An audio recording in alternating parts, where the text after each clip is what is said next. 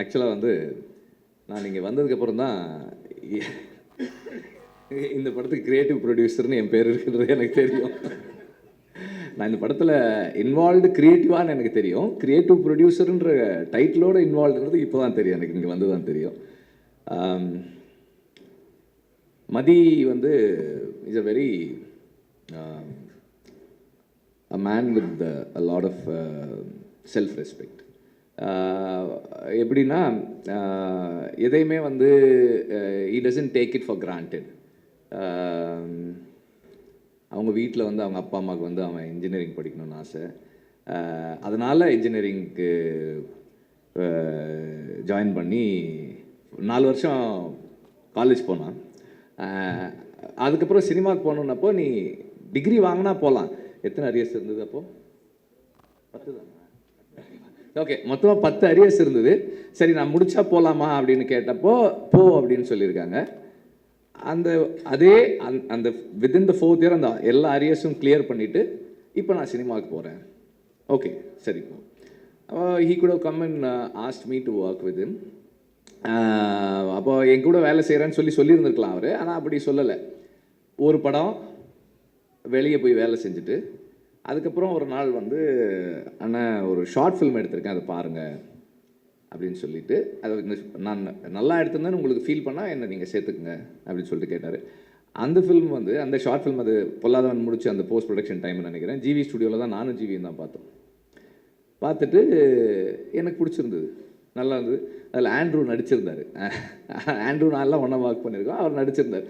பிடிச்சிருந்தது. அப்போ நான் சொன்னேன், சரி எனக்கு பிடிச்சிருக்குப்பா, நீ வந்து ஒர்க் பண்ணு அப்படின்னா. அதுக்கப்புறம் ஹி ஒர்க் வித் மீன் ஆடுகளமில் வந்து எப்படி விக்ரம் சுகுமாரன் வந்து ஸ்கிரிப்டு, டயலாக், ஷூட்டு அண்ட் டப்பிங்கில் ஒர்க் பண்ணாரோ அது மாதிரி வந்து மதிய வந்து எடிட்டிங் அண்ட் போஸ்ட் ப்ரொடக்ஷன். இவங்க கான்ட்ரிபியூஷன் இல்லைன்னா அந்த படம் வாட் இட் இஸ் டுடேன்றது அது அவங்களோட கான்ட்ரிபியூஷனில் தான் அது இன்றைக்கி என்னவா அது வந்து சேர்ந்தது. அந்த அளவுக்கு டெடிக்கேட்டடாக ஒர்க் பண்ணக்கூடிய ஒரு பர்சன். அப்புறம் அதுக்கப்புறம் வந்து செல்ஃபி ஹேப்பன்ட் ஃபார் ஹிம்.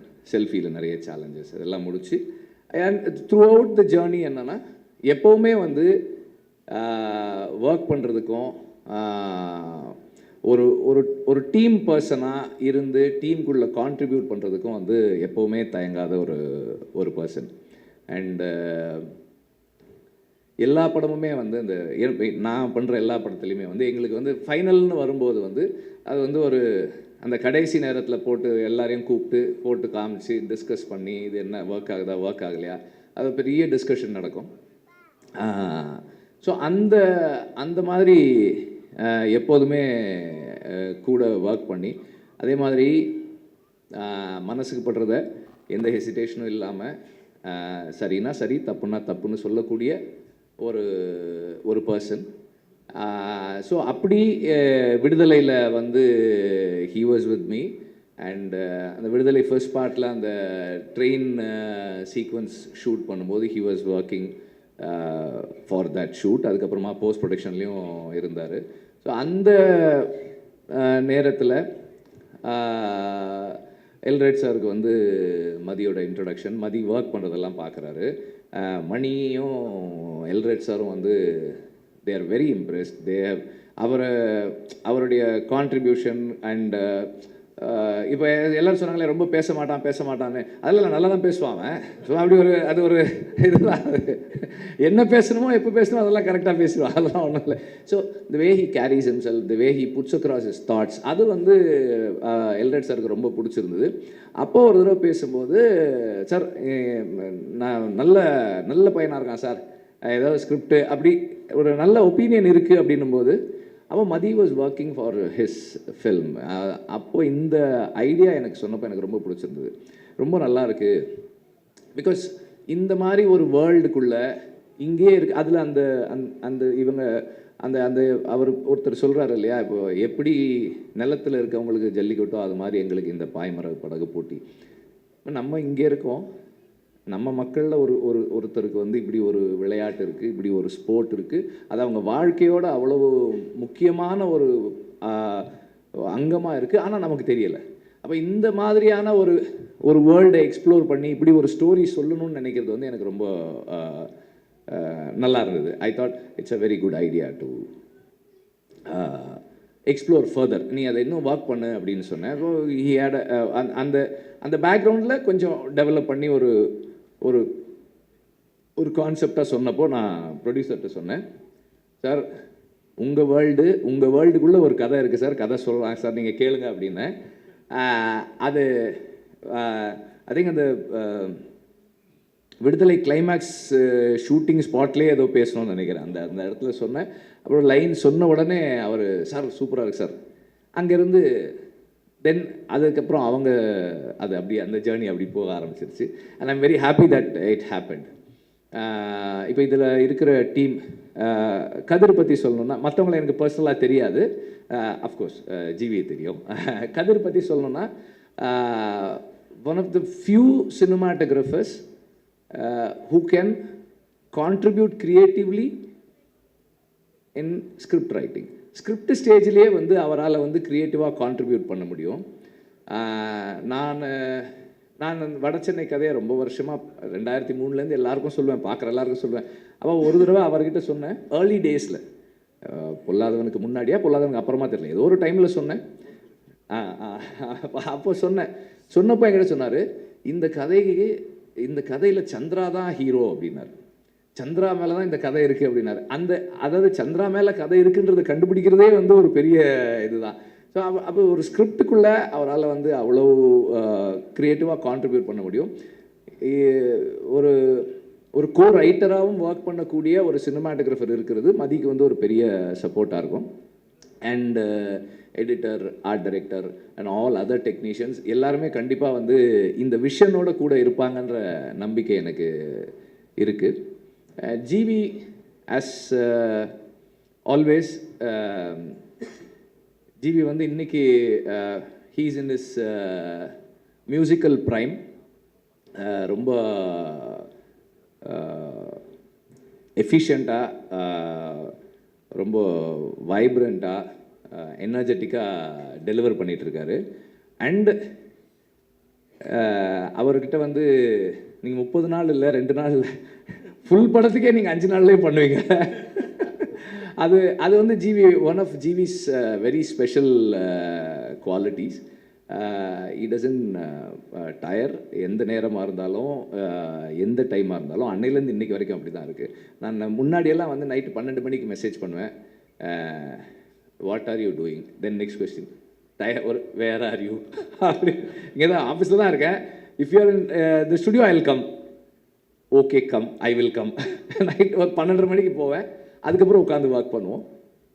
இன்றைக்கும் அப்படி தான். பட் நான் நைட்டு 12:30 மணிக்கு அவருக்கு மெசேஜ் அனுப்புறதில்லை. Otherwise the same energy is there. எந்த நேரத்துலையும் ஒர்க் பண்ணுறதுக்கு டயர் ஆகாத ஒரு பர்சன். அண்ட் பேக்ரவுண்ட் ஸ்கோரில் இன்றைக்கி வந்து is able to create such impact. ரொம்ப இம்பேக்ட்ஃபுல்லான பேக்ரவுண்ட் ஸ்கோர் பண்ண முடியுது அவரால். அண்ட் ஒரு ஸ்டார் ஃபில்ம்னா அதுக்கு ஒரு அப்ரோச் வச்சுருக்காரு, ஒரு கண்டென்ட் ஃபில்ம்னா அதுக்கு ஒரு அப்ரோச் வச்சுருக்காரு. எல்லாமே நல்லா பண்ணுறாரு. அண்ட் இந்த ஃபில்முக்கு ஒரு மிகப்பெரிய ஸ்ட்ரென்த்தாக இருக்கும் ஜிவியோட மியூசிக்ன்றதுல எனக்கு எந்த டவுட்டுமே இல்லை. அண்டு இந்த படத்தை இப்போது அவங்க ரெக்கியில் எடுத்த இந்த ஃபுட்டேஜ் வந்து நான் எப்படி பார்க்குறேன்னா, நானாக இருந்தேன்னா இந்த ஃபுட்டேஜை வெளியே காட்டியிருக்கவே மாட்டேன். ஏன்னா இதை மேட்ச் பண்ணுற மாதிரி நம்ம ஆக்சுவல் ஃபுட்டேஜ் எடுக்கிறதுன்றது வந்து சினிமாவில் எடுக்கிறது ரொம்ப ரொம்ப கஷ்டம். இதை வந்து அவங்க வெளியே காட்டுறதே வந்து அவங்க கான்ஃபிடென்ஸ் தான் சொல்லுது. It's going to be a very challenging task for everybody to create this, to be part of this behind the camera and in front of the camera. ரொம்ப ரொம்ப பெரிய சேலஞ்சு. மதி வந்து I think he has taken up a very very very big challenge. But என்னன்னா, சூரி மாதிரி ஒரு டெடிக்கேட்டடான ஒரு ஆர்டிஸ்ட்டும், எல்ரெட் மாதிரி ஒரு பேஷனட்டான ப்ரொடியூசரும் இருந்தால், அவர் எல்ரெட் சாரை வந்து நம்ம ப்ரொடியூசர் வந்து அவருடைய என்ன சொல்கிறது, ப்ரொடியூசராக இருக்குது அவருக்கு செகண்ட் ஜாப் தான். அவர் வந்து ஃபஸ்ட்டு வந்து ஏடி தான். அவர் ஃபஸ்ட்டு அசிஸ்டன்ட் டைரக்டர் தான். நம்ம ஏதாவது சொன்னால் சார் அன்னைக்கு சொல்லும்போது அப்படி சொன்னீங்களே சார், வேணாம் சார், இப்போ இப்படி எடுத்துக்கலாம் சார். ஐயோ சார் அது நல்லா இருந்ததே சார். சார் இல்லை சார், ஒரு 2-3 நாள் எக்ஸ்ட்ரா ஆகும் சார். அப்படியா சார், போயிடுவார். போன உடனே ஒரு ½ அன் ஹவர் கழித்து மணி அடிப்பார். சார் சார் சொன்னார் சார், அது ஒரு 3 days ஆனால் கூட பரவாயில்ல எடுத்துடலான்னு சொன்னார் சார். இல்லை மணி பட்ஜெட் இல்லை சார் சார் அதெல்லாம் சார் பார்த்துக்கிட்டார் சார். இல்லை இப்போ பீட்ரு வரணுமே, அதுக்கு பீட்ரு சார் அது பேசிக்கலாம் சார், சார் வந்து அது எடுத்துட்டா நல்லா இருக்குன்றாரு சார். இப்போது எப்படி ஆகிடும்னா, டைரக்டரை வந்து ப்ரொடியூசர் கன்வின்ஸ் பண்ணுவார் செலவு பண்ணுறதுக்கு, நம்ம வந்து ஐயோ செலவாகுமே அப்படி எடுக்கணும். ஸோ அந்த மாதிரி ஒரு passionate about the story telling process and அதில் வந்து இன்வால்வ் ஆகி அது டைரக்டர் கூடவே ஒர்க் பண்ணுற ஒரு ப்ரொடியூசர். ஸோ இந்த மாதிரி ஒரு டீம் இருந்தால் கண்டிப்பாக மதியால் பண்ண முடியும்னு நினைக்கிறேன். சூரி வந்து அவ இன்னைக்கு வந்து ஒரு எந்த கைண்ட் ஆஃப் ரோல்ஸும் பண்ணுறது, ஒரு ரூரலான ஒரு ரஸ்டிக்கான ஒரு ஃபில்மில் ப்ளேஸ் பண்ணக்கூடிய ஒரு ஃபிசிக்கு ஒரு அப்பியரன்ஸோடு இருக்கிற ஒரு ஆர்டிஸ்டாக இருக்கார். அண்ட் எல்லாத்தையும் தாண்டி எவ்வளோ அடித்தாலும் தாங்கக்கூடிய உடல் வலிமை இருக்குது சூரியகிட்ட. Is a strong man in the sense like he is fit physically and mentally he is very strong. நம்ம எந்த எக்ஸ்டென்ட்டுக்கும் புஷ் பண்ணலாம். இப்போ இந்த அவங்க அந்த அந்த அந்த ட்ரோன் ஷாட்லேயே இந்த படகு திரும்பும்போது ஒருத்தர் வந்து தண்ணியில் விழுந்துடுறாரு. இப்போ இந்த மாதிரி தண்ணியில் விழுந்து தூக்கி இப்போ சூரியன்னா தூக்கி டக்குன்னு தலையை தோட்டு அடுத்த டேக் போகலாம் அப்படின்றலாம். மற்றவங்க அப்படி முடியுமான்னு தெரியலை. சூரிய வந்து நிறைய தயாராகணும் அதுக்கு. அப்புறம் வந்து அவர் சுஹாஸுக்கு வந்து ஒரு சிறப்பு நன்றி. அவர் எடுத்துக்கிட்ட எஃபர்ட்டுக்கு, இங்கே தமிழில் பேசணும்னு எடுத்துக்கிட்ட முயற்சி இருக்கு இல்லையா, அதுக்கு வந்து ஒரு ரொம்ப சிறப்பான நன்றி. ஏன்னா அவர் வந்து இப்போ நம்மளே வந்து பாதி தமிழ் பாதி இங்கிலீஷில் தான் பேசுகிறோம். ஆனால் இங்கே வரும்போது தமிழில் பேசணும்னு அவர் போட்ட அந்த அந்த முயற்சி வந்து ரொம்ப பாராட்டுக்குரியது. Special thanks, you have impressed me.